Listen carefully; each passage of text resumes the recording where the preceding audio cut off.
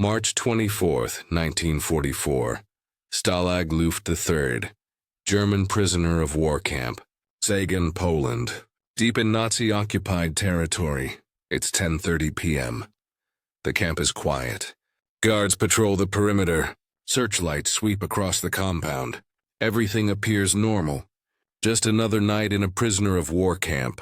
But beneath the surface, something extraordinary is happening.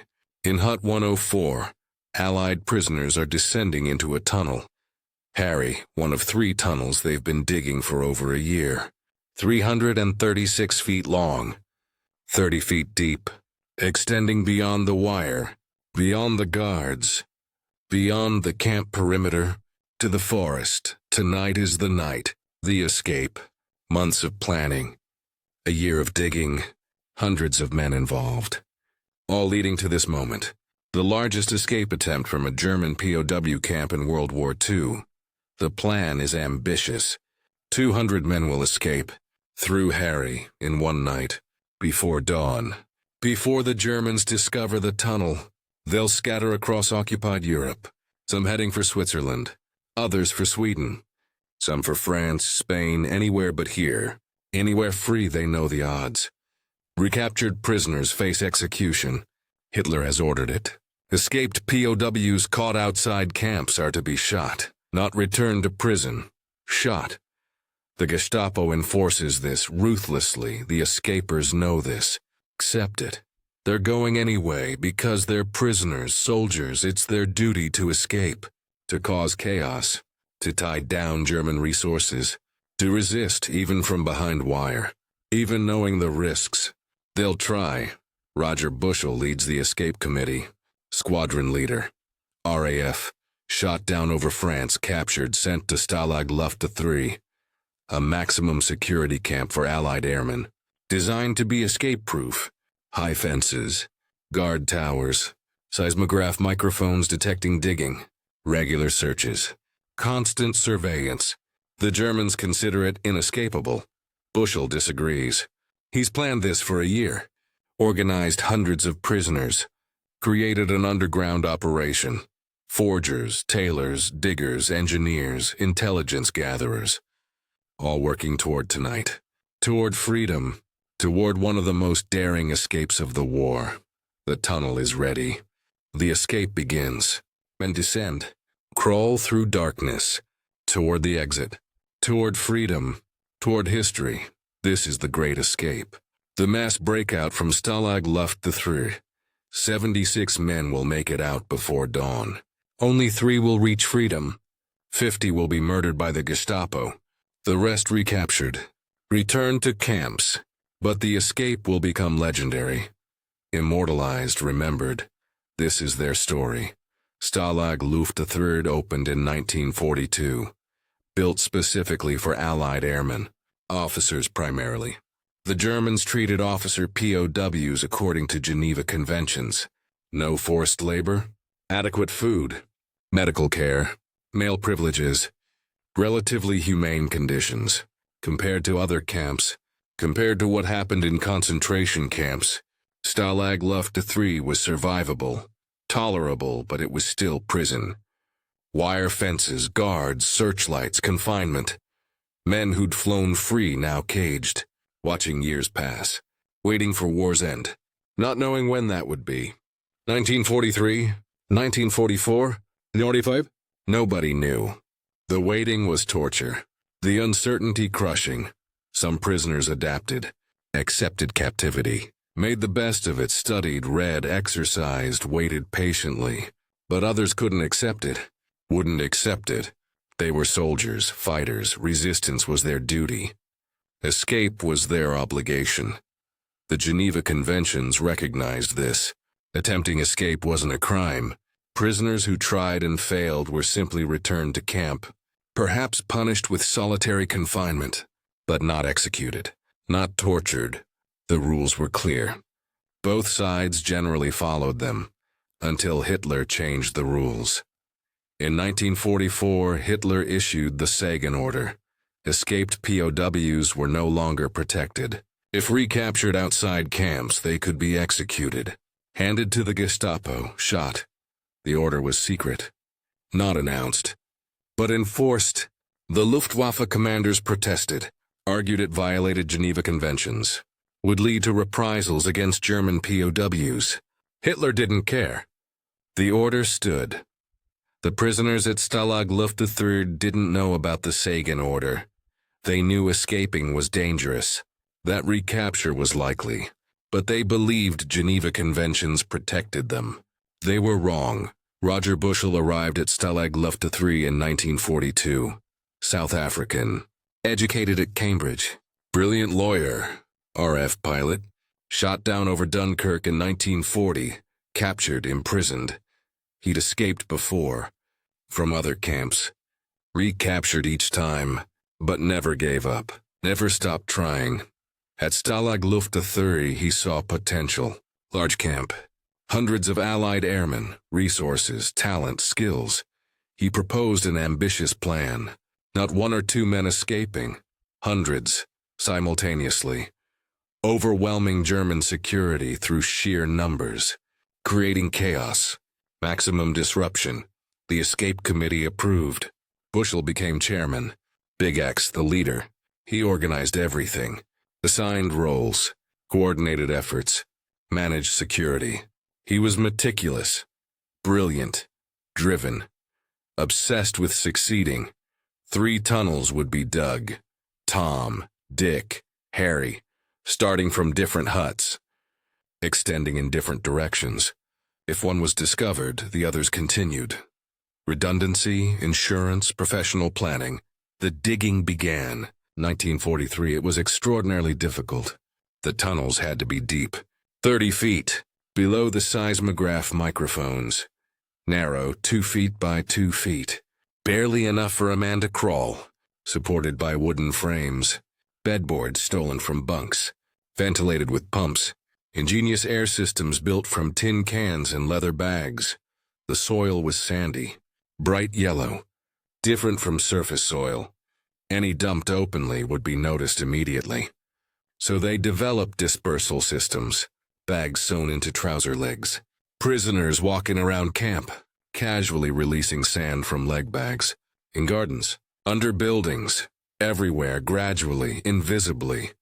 Tons of soil dispersed without detection. The tunnels needed light. Electric wiring was stolen, spliced into camp systems. Bulbs illuminated the tunnels. Fat lamps when electricity failed. Smoky, dangerous, but necessary. Working in complete darkness was impossible. Security was critical. Lookouts everywhere, ferrets. That's what prisoners called the German guards who searched for tunnels. They were experienced, professional, constantly prowling, searching huts, probing grounds, looking for evidence. The prisoners developed warning systems. Code words, signals. If a ferret approached, work stopped instantly, hidden, disguised. The Germans found nothing. Tom was discovered, October 1943. Betrayed by informer or found through luck. Nobody knows. The Germans destroyed it. Celebration. They thought they'd stopped the escape attempt. They didn't know about Dick and Harry. Dick was converted. Storage, too risky to continue. Harry became the focus. All efforts. All resources. Complete the tunnel. Make it work. Escape through Harry. By early 1944, Harry was nearly complete. 300 feet, extending beyond the wire, beyond the tree line, into the forest. The survey team calculated everything: direction, distance, depth. They had to exit beyond the guards' sight lines, beyond the cleared area. To cover, the escape committee planned for 200 men, all with escape kits, forged documents, identity papers, travel permits, work passes, everything needed to move through occupied territory. The forgers were artists, talented. They recreated German documents perfectly, stamps, signatures, official seals, distinguishable from originals. Tailors altered uniforms, made civilian clothes, dyed RAF uniforms to look like civilian suits. Not perfect, but good enough at night. Good enough for brief inspections. Maps were drawn, copied, distributed, showing routes, railways, borders, safe houses, resistance contacts, everything compiled from intelligence gathered over months. The date was set, March 24th, 1944, new moon. Dark night. Spring weather improving. Timing was critical. Winter was too harsh. Summer too late. War situation might change. Guards might be transferred. Conditions might worsen. March was the window. They'd take it. 200 men were selected. Priority given to those with best chances. Language speakers. Men with contacts outside. Experienced escapers. Then others. By contribution. By seniority. By lottery for remaining spots. Everyone wanted to go. Not everyone could. The selection was difficult, emotional, but necessary. The plan was organized. Hard arsers would go first. Men traveling alone, moving fast, light, relying on speed and stealth. Then pairs, small groups, moving more cautiously, using prepared documents, blending in. Finally larger groups, less mobile, using cover stories, posing as foreign workers. Each escapee had a number. 1 through 200. Numbers determined exit order. Lower numbers went first. Best chances. Higher numbers might not get out, depending on timing, on problems. On luck, March 24th arrived. Final preparations. Last-minute checks. Equipment distributed. Documents verified. Routes reviewed. Goodbyes said.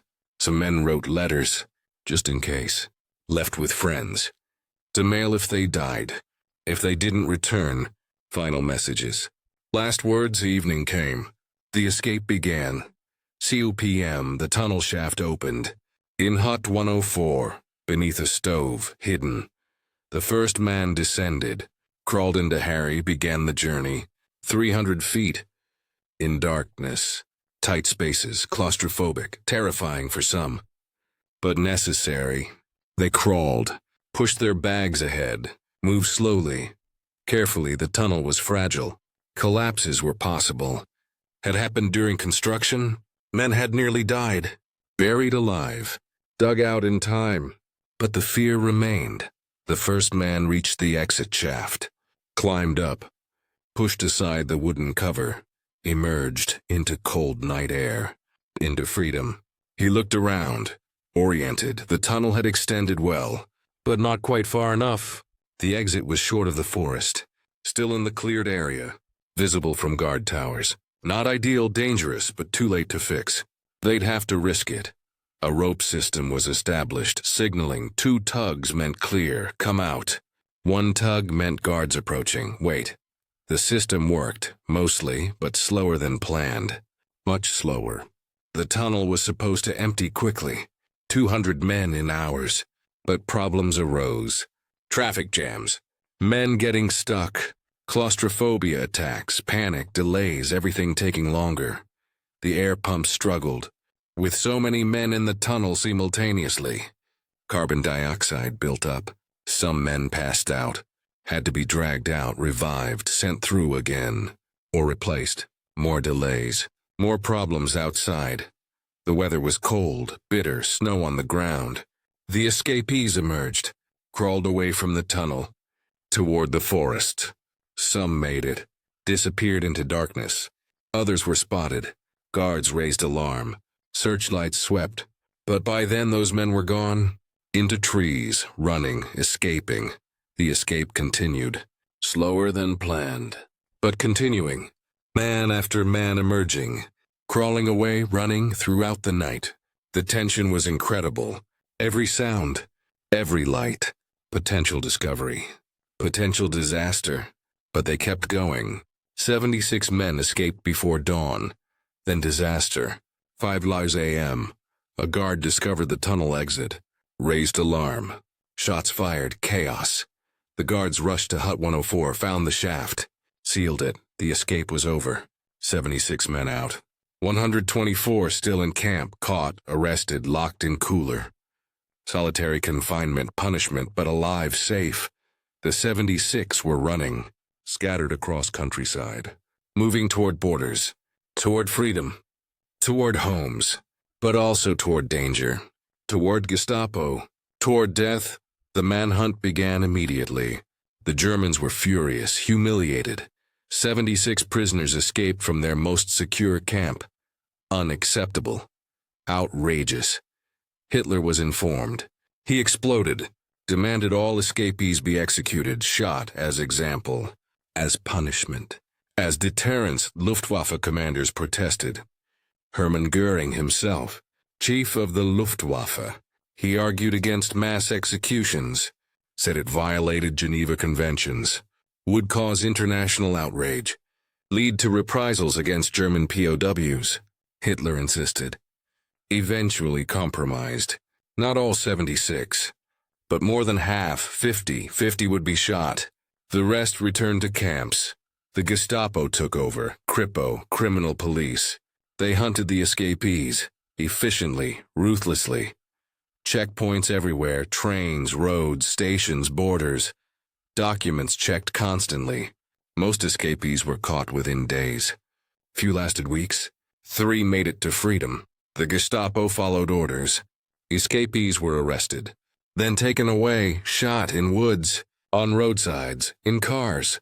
Execution sites varied. Methods varied, but results were same. 50 men murdered, most shot in the back of head, told they were being transferred, then killed. Cold-blooded murder. Roger Bushel was among them. Caught near Saarbrücken, with French resistance member, both arrested, driven away, shot beside road, left there, found later. Bodies returned to Stalag Luft III, cremated, ashes in urns, 50 urns, 50 murders. The 3 who succeeded were extraordinary. 2 Norwegians reached Sweden, Per Bergsland and Jens Müller. They traveled together, using Norwegian papers, posing as foreign workers, made it to Stettin, boarded Swedish ship, hid, reached Sweden, freedom, safety. They were the only pair to succeed. Dutchman Bram van der Stock traveled alone, through multiple countries, using forged papers, railway connections. Luck, skill, courage made it to Spain, then Gibraltar, then England. Extraordinary journey. Hundreds of miles. Through occupied territory, alone. He was the only solo escapee to succeed. Everyone else was recaptured or killed. The statistics were brutal. 76 escaped. 3 reached freedom. 50 murdered. 23 returned to camps. The cost was staggering, but the impact was significant. The murders shocked the world. When news leaked. After the war, the scale, the cold-blooded nature, the violation of Geneva Conventions, international outrage followed. War crimes investigations began. Those responsible were hunted, prosecuted, some executed, others imprisoned. Justice served eventually, but too late for the 50. At Stalag Luft III, the remaining prisoners were devastated. They'd known their friends escaped, hoped they'd succeeded, prayed for their safety. Then the news came. 50 dead, murdered, not in combat, not attempting escape. After capture, after surrender, murdered. The camp commandant delivered the news. Read the names. 50 names, and everyone knew. Friends, brothers, comrades, dead. The compound went silent, shock, grief, rage, but also pride. Their friends had died resisting, refusing to accept captivity, fighting back. Even unto death a memorial was planned, but forbidden by Germans. So the prisoners remembered privately, quietly honoring the dead, keeping their memories alive, swearing to tell their stories. After the war, when freedom came, the 50 would be remembered, their sacrifice honored, their courage celebrated. The Great Escape had strategic impact. Hitler diverted resources. Thousands of German troops, searching for escapees, guarding camps, reinforcing security. Troops needed on front lines, needed fighting. Instead hunting POWs. The escape succeeded in its strategic goal, causing chaos, disrupting enemy operations, tying down resources. The morale impact was significant. For Allies, proof that resistance continued, even from prison camps. that Allied servicemen never stopped fighting, never surrendered, never accepted defeat. The story inspired, motivated, demonstrated courage, determination, sacrifice for Germans. The escape was humiliating, demonstrated weaknesses, security failures. It embarrassed leadership, exposed vulnerabilities, required explanations, caused political problems. The propaganda value to Allies was immense. The murders backfired strategically. They unified Allied resolve, proved Nazi brutality, justified continued fighting, justified harsh treatment of Germany after war. The 50 became martyrs. Their deaths' rallying cry, justice for the 50. Remember the 50. Never forget. After the war, investigations began. RAF formed Special Investigation Team. Squadron leader Francis McKenna led it. His mission was finding those responsible for planning, ordering, executing the murders. He pursued them relentlessly across Europe. Through years, most were found, brought to trial. Convicted out of 18 Gestapo members were executed. Various senior officers, those who ordered or carried out killings. Justice served, though it couldn't bring the 50 back, couldn't undo their deaths. But it held perpetrators accountable, demonstrated war crimes wouldn't be tolerated, set precedents, established principles. That mattered. The trials received international attention. Nuremberg principles applied. Superior orders weren't defense. Moral responsibility existed. Individuals were accountable. These principles shaped post-war justice, international law, human rights conventions. The 50's deaths contributed to this, their murders demonstrating why such protections were necessary. The story of the Great Escape spread widely after the war. Books written, most famously Paul Brickhill's The Great Escape, published 1950. Brickhill was Stalag Luft III prisoner, participated in escape preparations, knew the men, told their stories. His book became bestseller, introduced millions to the escape, to the 50, to their courage and sacrifice. The 1963 film, The Great Escape, starring Steve McQueen, James Garner, Richard Attenborough, became iconic, legendary, introduced story to new generation, made it part of popular culture. The motorcycle jump, the Cooler King, the tunnel, all immortalized, remembered, celebrated. The film took liberties, dramatized events, changed details, Americanized story. No Americans actually escaped. The 76 were mostly British, Commonwealth, Europeans, but Hollywood added Americans. Made it more marketable. The real story was British, Polish, Czech, Norwegian, Australian, Canadian. International effort. Allied cooperation, despite inaccuracies. The film preserved memory, ensured new generations' new story, honored the 50, kept their sacrifice alive, made Great Escape part of cultural consciousness. That mattered. Memory matters. Remembrance matters today. Memorials exist. At Stalag Luft III site, now Żagań, Poland. The tunnel locations marked, plaques, information boards, museum telling the story. Explaining what happened. Honoring those who tried, those who died, those who succeeded every year. Ceremonies held. Veterans attended. When they were alive. Families attend now. Paying respects, remembering. The 50 are named. Their stories told. Their courage celebrated. Their sacrifice honored. The escape demonstrated several truths. That captivity doesn't mean surrender. That resistance continues behind wire. That duty persists regardless of circumstances. That courage exists in prison as on battlefield. That some people refuse to accept defeat, refuse to stop fighting, refuse to give up. Roger Bushell embodied this. Shot down, captured, imprisoned. He didn't accept it. Didn't wait passively. He organized, planned, led, created something extraordinary. The largest escape from German POW camp in the war. He died attempting it, but he died free for a few hours. He was free, running, fighting, resisting. That meant something, everything. The 3 who succeeded proved it possible. that freedom could be reached, that escape could work, that planning, courage, skill could overcome overwhelming odds. Their success justified the attempt, vindicated the planning, proved Bushell right. The 50 who were murdered paid ultimate price for resisting, for refusing captivity, for fighting back. They died for duty, for honor, for freedom. They deserve remembrance, deserve honor, deserve to be remembered as heroes, because that's what they were. The Great Escape changed POW camp security. Germans reinforced all camps, increased guards, improved detection systems, made escaping harder, but they couldn't stop it, couldn't prevent attempts.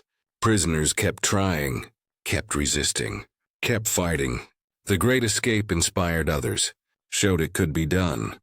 That resistance was possible, necessary, obligatory. The escape also changed Allied treatment of POWs, stricter security, more careful monitoring, preventing German prisoners from attempting similar escapes. Lessons learned applied, improvements made, systems refined, the legacy endures. Military academies teach the escape. Example of planning, organization, leadership, perseverance, shows what motivated people can achieve, despite limitations, despite confinement, despite overwhelming odds. The human spirit refusing to be caged, refusing to surrender, continuing to fight. This has been the story of the Great Escape. Stalag Luft III, March 24, 1944. 76 men escaped through Tunnel Harry. 3 reached freedom. 50 were murdered by Gestapo. 23 returned to camps. But all 76 were heroes. Every single one they could have waited. Accepted captivity. Survived safely. But they chose differently. Chose duty. Chose resistance. Chose to fight. Despite knowing risks. Despite understanding odds. They tried anyway. Because trying mattered. Because resistance mattered. Because refusing to accept defeat mattered.